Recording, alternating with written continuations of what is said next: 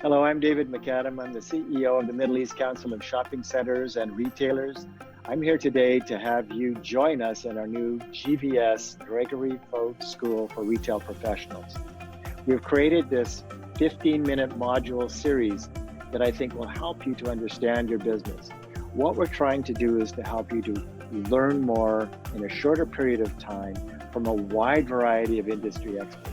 We have recorded information from everyone from Moscow through to Los Angeles, through to London and here, and Norway and other places, where people have learned how to do what we do every day, but to do it better and more efficiently. So come and learn what there is to learn and update your knowledge.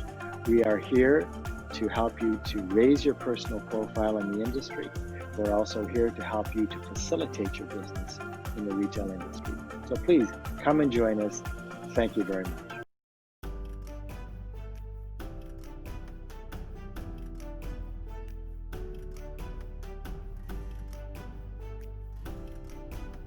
So when we're designing a project, we have to really think about how do we operate as a retail center. So first we look at the size of the market and what is the population, what is the potential trade area that the new mall or redeveloped mall can cater to, and who are the big players in that market. Next, we look at the location of the competition. And there's lots of competition when you're in the retail business. It could be a neighborhood mall, a community mall. But let's sort of focus on the regional mall example here. And we need to plot where these regional malls are and how they're going to impact your potential trade area.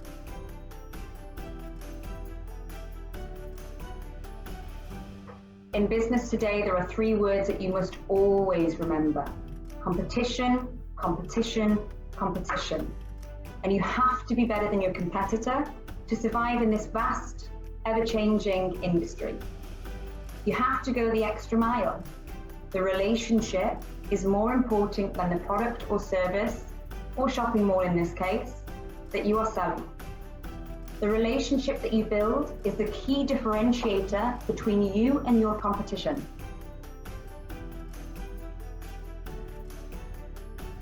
So I will start by saying the 5 biggest challenges facing property management today. And I'd say globally, not even regionally, but globally. And here they are. The first one I'd say is hiring and maintaining the highest quality staff. The quality of the staff can make or break the organization. That's why it's so important when we're going through times like this with the pandemic, that you want to make sure that you retain the very best people. I once heard it said, and it's a saying that stuck with me for many years, and that is that we as an organization, wherever you are, we never let the best ones go, because maintaining the highest quality staff is probably one of the most important things that you can do in an organization to make sure that you have the highest level of output from your team. So, what can social media do for you as retailers? Well, here's the thing. We all know that customers go through a retail journey with different stages before you buy from them.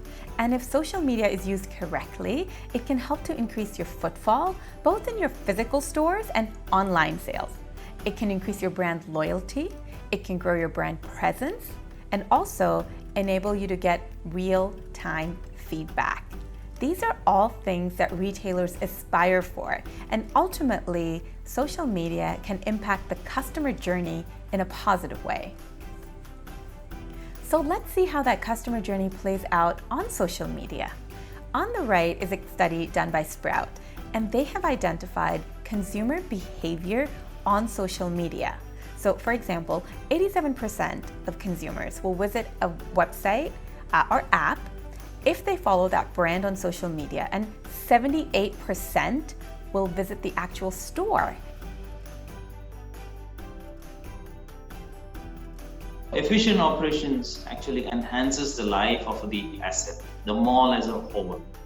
You look at it in a holistic manner. When you efficiently manage the operations of the mall, the hard services, the soft services, pest control, cleaning, all of this, it enhances the life of the asset, it gives it more life, and it gives it more time, to go through the cycle. It also reduces downtime.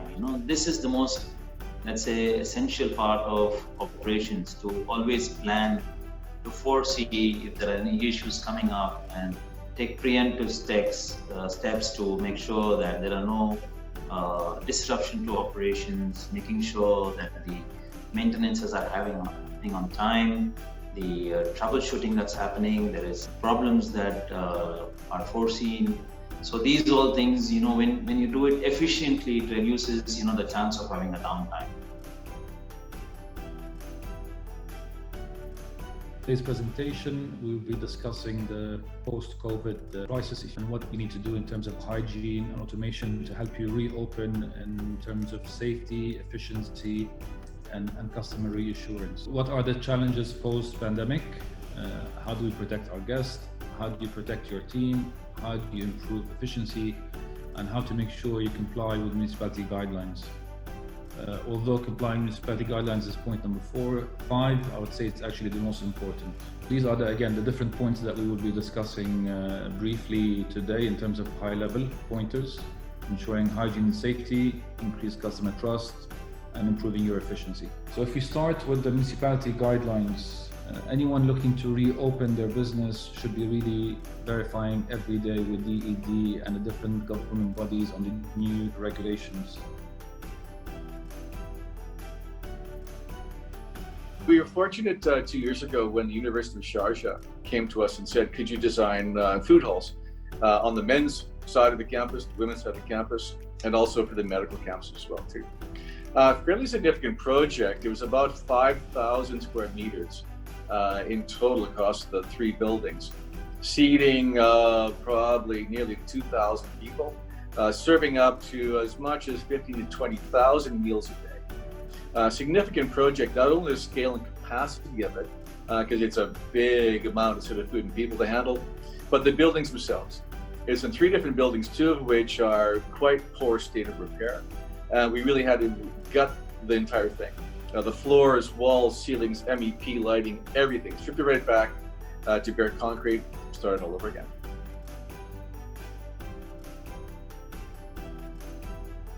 Talk about what kind of challenges you might experience every day in communication. I came up with 4, and you may have more for the list. First, building and keeping trust. How do you do that? We'll go over it. Second, understanding EQ. What is our emotional intelligence and why is that critical? Third, no communication plan. You may have a business plan or a strategic plan. Maybe you don't have a communication plan.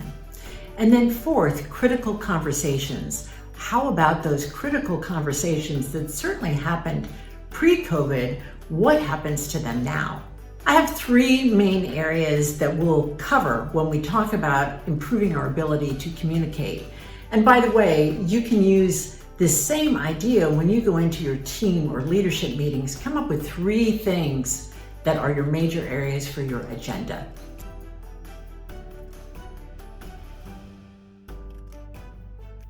Purpose is beyond profit. It's business beyond profit. Companies with brand purpose want to transform society through their work. They want the world to become more successful. They transcend consumer segment. They're not really focused on segmented audiences or certain regions or certain markets. It's much more universal. It's based on universal values that apply to everybody in the world. And they want to create and occupy a mental space that goes beyond what it is that they're producing at that moment.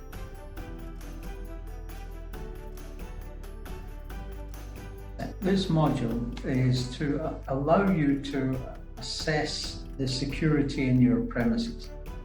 It starts with carrying out security assessments to the building, and then we'll go on to how to build a security plan. It's not a course to train you to be a security professional. It is a course to give you the tools and the knowledge to perform these functions, which can save you money. That means you're not going to wait for a security guarding company or a CCTV company to come into your premises or come to your operation and trying to sell you items that basically you might not need. gives you a bit more knowledge where you can assess it before putting together an RFP or an operational plan for your business. This slide shows you just some of the problems that you might face in your business. To focus on 3 areas. Then, the history of specialty leasing and what it means to you. Now, how specialty leasing has evolved. And the future. What will that look like? Specialty retail leasing, or also known as commercialization, is the shopping centre industry name for short-term leasing or temporary leasing of products within retail destinations, such as malls, mixed-use properties, theme parks, airports, or anywhere you can provide a retail offering. Interesting fact, specialty leasing programs in malls started in the late 70s, over 30 years ago. Strength of Mag, the speed of transactions, focus on sale. What I mean by this is, today the world is moving at a very fast speed. We all are changing, our preferences are changing, our buying behaviors are changing. The moment you can create a convergence wherein your digital payments, your mobile applications, your physical stores all combined into an ecosystem which gives you the convergence and gives the speed of transaction, will be the concept which is able to crack this particular code, will be the winners in the future.